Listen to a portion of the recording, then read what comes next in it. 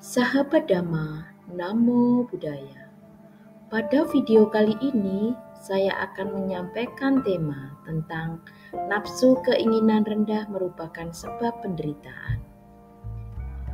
Buddha bersabda, mereka yang terpengaruh nafsu indera akan jatuh ke dalam arus kehidupan seperti laba-laba yang jatuh ke dalam jaring yang dibuatnya sendiri. Tapi para bijaksana dapat memutuskan belenggu itu. Mereka meninggalkan kehidupan duniawi tanpa ikatan serta melepaskan kesenangan-kesenangan indria. Secara jelas, Sang Buddha menunjukkan kepada kita bahwa sebab penderitaan adalah keinginan rendah atau tanha. Disebut keinginan rendah karena keinginan tersebut diselubungi oleh kebencian atau dosa, keserakahan atau loba, dan kebodohan batin atau lupa. Dalam kehidupan sehari-hari, jika dalam pikiran muncul kebencian, keserakahan, dan kebodohan batin, maka hidup menjadi tidak bahagia. Jadi penderitaan ada di dalam diri kita dan kita sendirilah yang mestinya memangkas dan melenyapkan belenggu penderitaan ini. Sahabat Dhamma, perhatikanlah di dalam diri kita saat dalam diri kita muncul penolakan terhadap kenyataan, mengeluh, marah, benci, dendam, maka penderitaan akan timbul. Saat muncul rasa tiada bersyukur, tidak menikmati dan menghargai apa yang sudah dicapai, menginginkan sesuatu secara berlebihan, maka di sana kita merasakan tidak bahagia. Terlebih saat pikiran diliputi ketakutan, kekhawatiran, kecemasan, dan emosi-emosi negatif lainnya, hidup kita jauh dari bahagia. Itulah manifestasi dari kebencian, keserakahan, dan kebodohan batin sebagai belenggu penderitaan kita. Oleh karena itu, pada video kali ini akan dibahas tentang bagaimana cara mengurangi penderitaan. Marilah sahabat Dhamma, kita simak penjelasan berikut ini.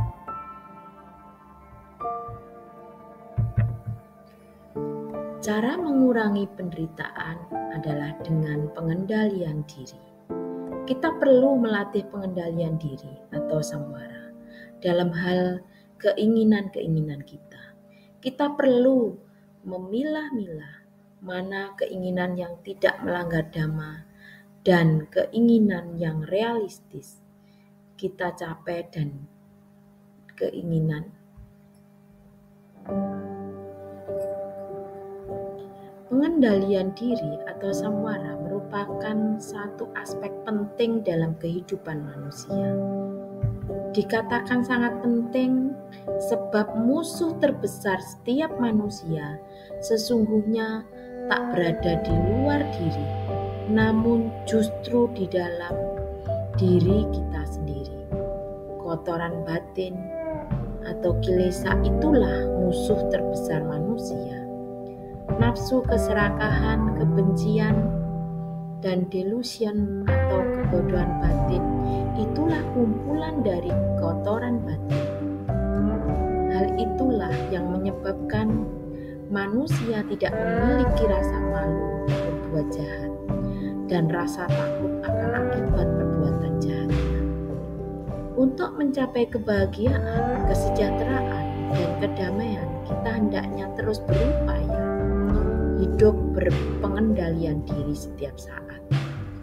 Selain pengendalian diri membawa kebahagiaan, kesejahteraan, dan kedamaian, dengan pengendalian diri, kita juga tak mudah terseret oleh keinginan-keinginan jahat yang akan menjadi sumber penderitaan bagi diri sendiri dan juga orang lain. Pengendalian diri atau samwara terdiri dari 1. Pengendalian diri melalui pengurangan atau sila samwara.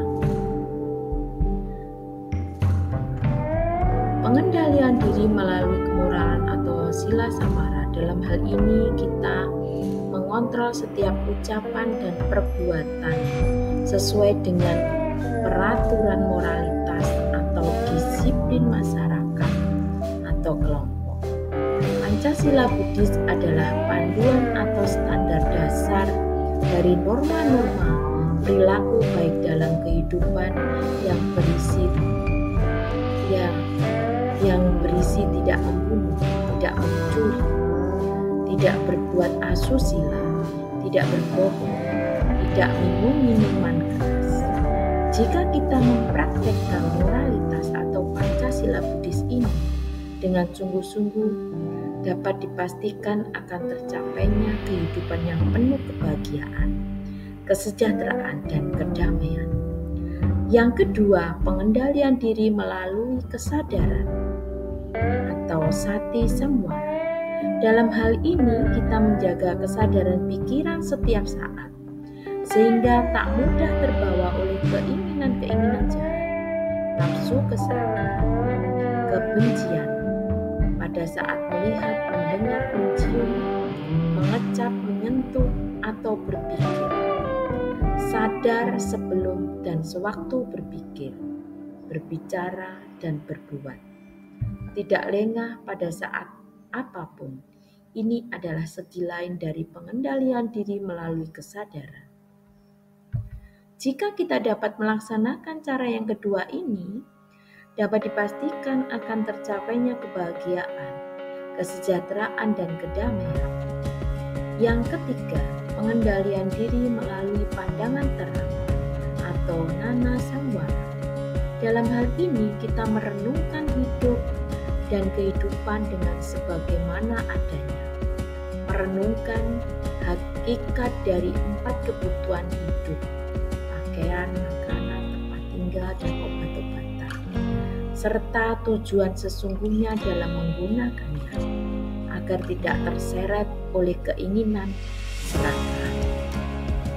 Menggunakan atau menempatkan pandangan terang yang telah dicapai sewaktu berhubungan dengan orang-orang atau sewaktu menghadapi persoalan-persoalan adalah arti dari bentuk pengendalian diri ini juga. Jika kita dapat melaksanakan cara yang ketiga ini, dapat dipastikan akan tercapainya kebahagiaan, kesejahteraan, dan kedamaian. Yang keempat, pengendalian diri melalui kesabaran atau kanti samwara. Dalam hal ini kita memiliki dan mempertahankan kesabaran pada saat menghadapi kelaparan, sakit, kesukaran, gangguan seperti gangguan dari serangga, hinaan, dan pengalaman lainnya yang tak menyenangkan. Inilah maksud dengan pengendalian diri melalui kesabaran. Jika kita dapat melaksanakan cara yang keempat ini, dapat dipastikan akan tercapainya kebahagiaan. Yang kelima, pengendalian diri melalui usaha atau semangat, wirya samwara. Dalam hal ini kita hidup penuh dengan pengendalian diri melalui usaha, yaitu menghilangkan pikiran-pikiran jahat. Hal ini dapat juga menunjukkan pada 4 rangkaian praktek usaha-usaha, yakni memupuk kebaikan yang telah ada, mengembangkan kebaikan-kebaikan yang baru yang belum dimiliki, meninggalkan keburukan-keburukan yang telah dimiliki, dan mencegah timbulnya keburukan-keburukan baru. Jika kita dapat melaksanakan cara yang kelima ini, dapat dipastikan akan tercapainya kebahagiaan, kesejahteraan, dan kedamaian. Terima kasih sudah menonton video ini. Sampai jumpa pada video berikutnya. Semoga ini bisa membawa manfaat bagi kita semua. Namo